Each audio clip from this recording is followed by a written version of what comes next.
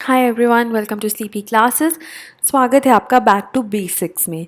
Back to basics में हम हर रोज़ एक सिंपल बेसिक टॉपिक डिस्कस करते हैं।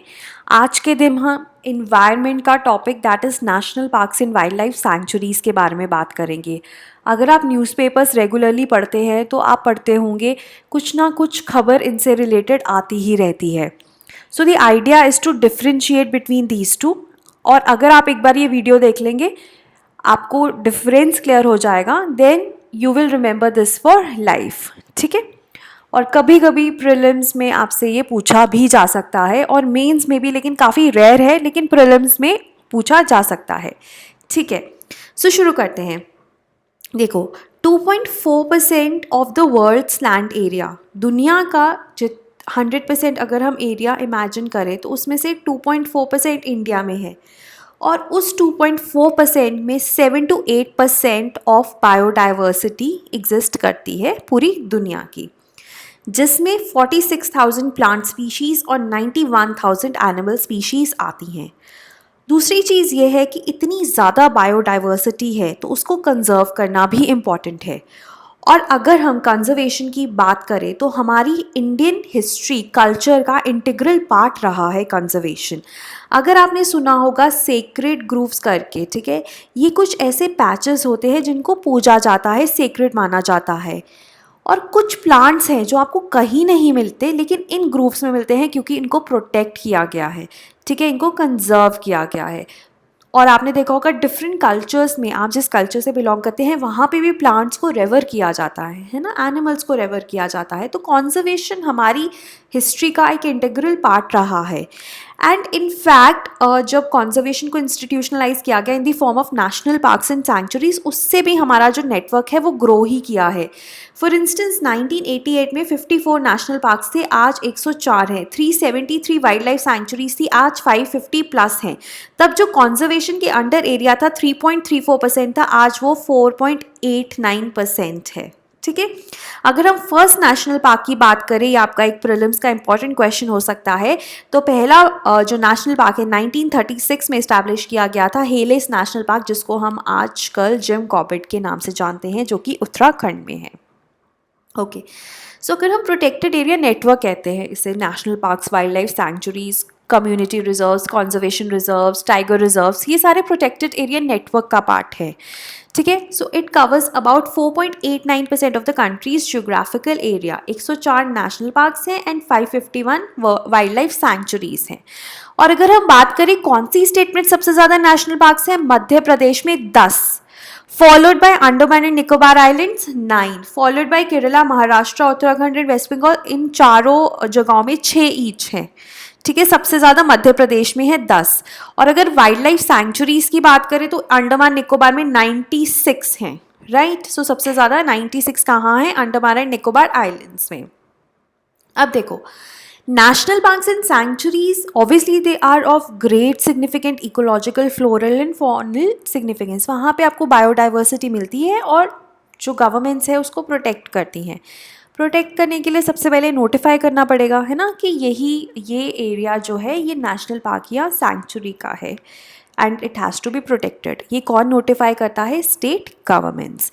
And then they are protected by forest departments, जो स्पेसिफिक फॉरेस्ट डिपार्टमेंट्स होते हैं जिस स्टेट में वो है वो उसको प्रोटेक्ट करते हैं।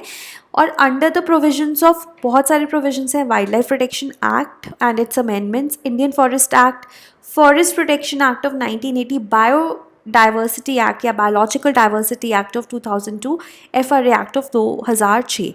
तो डिफरेंट जो एक्ट्स हैं उनके तहत इनको प्रोटेक्ट किया जाता है। hunting of wild animals, encroachment, destruction of habitat, construction of tourist lodges, etc. are prohibited in these areas. A national park और वाइल्ड लाइफ सैंक्चुरी में अगर हम डिफरेंस देखें तो नेशनल पार्क में ना बिल्कुल भी ह्यूमन इंटरफेरेंस नहीं अलाउड होती। दोनों में कंजर्वेशन तो हो ही रही है ना, लेकिन नेशनल पार्क में no human interference in any form.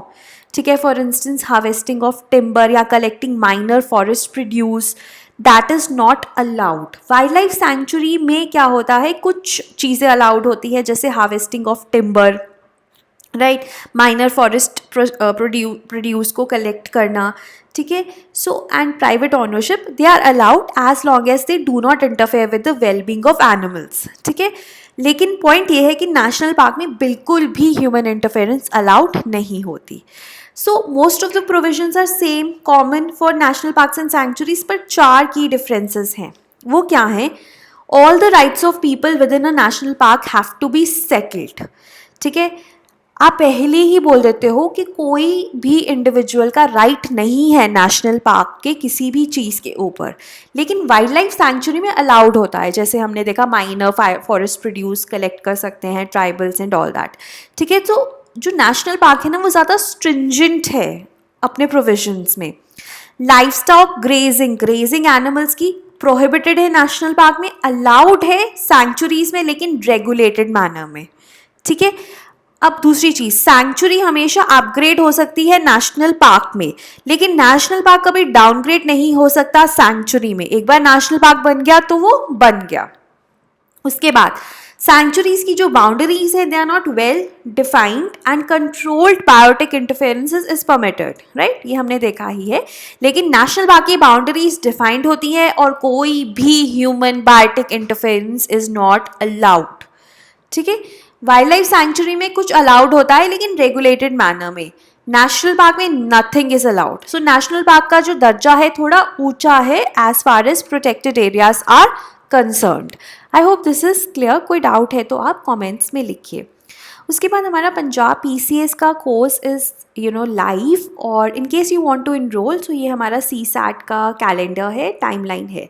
देखो, अगर हम बात करें पंजाब पीसीएस की तो paper is in September, so you have hardly 100 days left. अब उस 100 डेज में आप रिविजन करोगे कि कंटेंट करोगे, तो हमने ऐसा अपना कोर्स डिज़ाइन किया है कि 10 जून से स्टार्ट हो चुका है और 6 जुलाई तक हम पूरा कोर्स ऑनलाइन कर देंगे, ताकि आप उसको जितनी बार मर्जी रिवाइज कर सको और देख सको, ठीक है। So we are trying to wind up the course by 6 July. उसके बाद सिर्फ टेस्ट सीरीज ही रह जाएंगी। इनफैक्ट जीएस में भी हम यही कर रहे हैं। हमारा जो यूपीएससी का सारा कोर्स था वो हमने ऑलरेडी डाल चुके हैं। अब नेक्स्ट मंडे को पॉलिटिकल थ्योरी लाइव होगा, उसके बाद हमारा वर्ल्ड हिस्ट्री लाइव होगा। वर्ल्ड हिस्ट्री भी प्रीलिम्स में आता है, और एक आर्म्ड चैलेंजेस हैं वो भी हम लाइव करेंगे। And then we have Punjab based GK which on 29th June, and finally जो हमारा 6 जुलाई को basic sciences will go live, right. Thank you.